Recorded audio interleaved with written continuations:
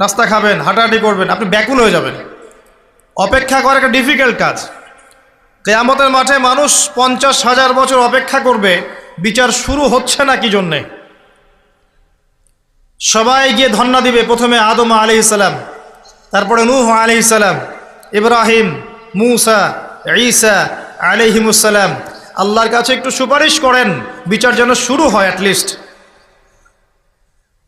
কেউ কিচ্ছু করতে পারবে না, কারণ সবাই বলবে ইয়া নাফসি, ইয়া নাফসি।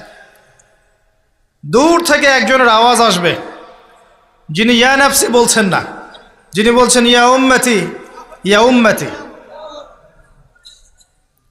সবাই তার কাছে যাবে এবং তিনি আমাদের নবী মুহাম্মদুর রাসূলুল্লাহ সাল্লাল্লাহু আলাইহি ওয়াসাল্লাম সিজদায় পড়ে যাবেন এবং তার উম্মার জন্য সুপারিশ করবেন। উম্মার কবিরা গুনাহ